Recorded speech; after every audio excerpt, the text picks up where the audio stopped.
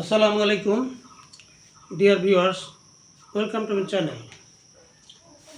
Right from verbs এই পর্যায়ে আমরা একটা নিয়ম শিখব, সেগুলো সিন্স যখন কনজাংশন হিসেবে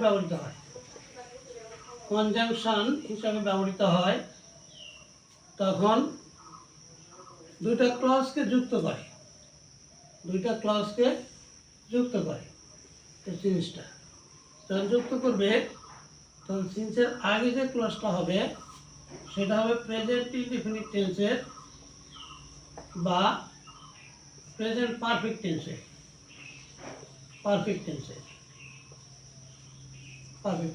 আর পরেরটা হবে পাস্ট ইনডিফিনিট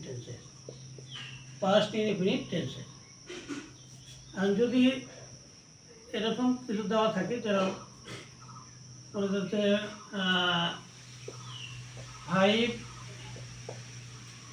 years ব্র্যাকেটে দেওয়া থাকলে to pass 5 years to pass, তারপর লেখা থাকলো সিন্স, তারপর লেখা থাকলো হিজ ফাদার ব্র্যাকেটে লেখা থাকলো টু ডাই। তাহলে আমরা এটাকে এই ভার্বটাকে কীভাবে করবো? তাহলে এরকম যদি থাকে তাহলে আমরা লিখবো 5 years। আমরা বলছি সিন্সের আগেরটা প্রেজেন্ট পারফেক্ট টেন্স বা প্রেজেন্ট ইনডিফিনিট টেন্স হবে 5 years। তাহলে আমরা এখানে লিখবো 5 years have passed 5 years have passed since his father died।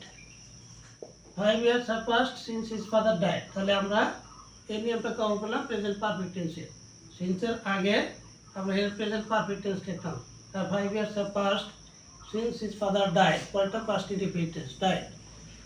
আচ্ছা, যদি এরকম লেখা থাকতো যে এই সেন্টেন্সটা যদি এরকম লেখা থাকতো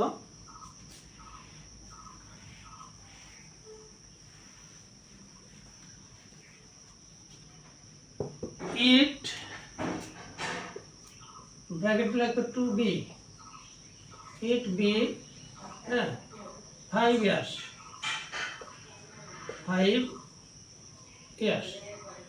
it be 5 years since his father died। তাহলে since his father died এর দুইটা ভার্ব আছে, টু বি ভার্ব, এটাকে ব্র্যাকেটে ভার্ব বা এটা রাইট ফর্ম অফ ভার্ব করতে হবে, এটাকে রাইট ফর্ম অফ ভার্ব করতে হবে, এরকম লেখা থাকতো। তাহলে আমরা এটাকে করতাম বি ভার্বের রূপ হলে আমি যা লিখতাম it is 5 years since his father died।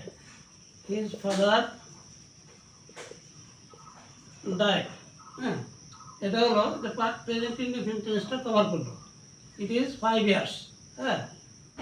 সিন্সের আগেরটা প্রেজেন্ট ইনডিফিনিট বা প্রেজেন্ট পারফেক্ট টেন্স হয়। প্রেজেন্ট পারফেক্ট টেন্সটা আগে আমরা করলাম, এটা প্রেজেন্ট ইনডিফিনিট টেন্সটা নিয়মটা দেখালাম। It is 5 years। তাহলে এখানে ব্র্যাকেটে ভার্ব বা রাইট ফর্ম অফ ভার্ব এখানে ইজ হলো it is 5 years since his father died।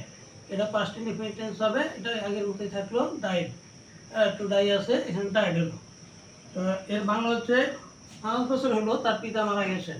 তাহলে এর ইংরেজি করতে হলে it is 5 years since his father died, অথবা এই নিয়ম করতে 5 years have passed present perfect টেন্সে since his father died।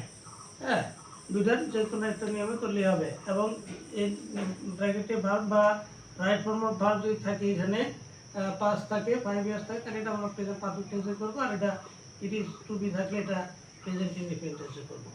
তাহলে মূল কথা হচ্ছে 5 বছর হলো তার বাবা মারা গেছে। এর ইংরেজি করতে গেলে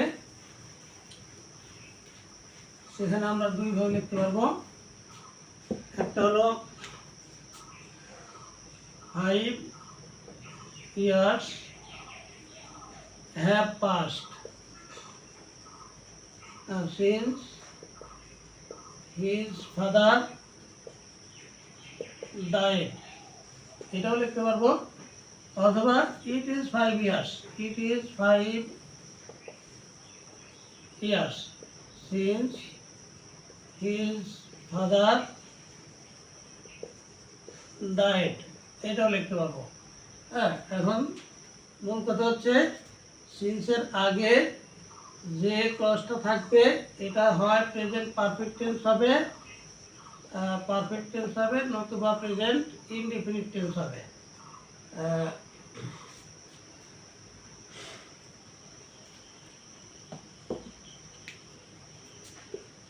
প্রেজেন্ট ইনডিফিনিট টেন্স হবে।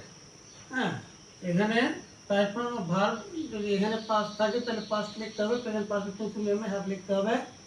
আর যদি বি থাকে, যদি আমরা প্রেজেন্ট ইনডিফিনিট টেন্সে করতে চাই তাহলে ইজ লিখতে হবে বিটাকে। হ্যাঁ, আর এটা পাস্ট ইনডিফিনিট টেন্স থাকবে, অর্থাৎ সিন্সের পরের যে ক্লজটা সেটা পাস্ট ইনডিফিনিট টেন্স থাকবে, আর সিন্সের আগের যে ক্লজটা হয় প্রেজেন্ট পারফেক্ট টেন্স হবে, নাহলে প্রেজেন্ট ইনডিফিনিট টেন্স হবে। এইভাবে আমরা ভার্বটাকে রাইট ফর্মে নিয়ে যাব। আজকে এই পর্যন্তই। Thank you all. আল্লাহ হাফিজ।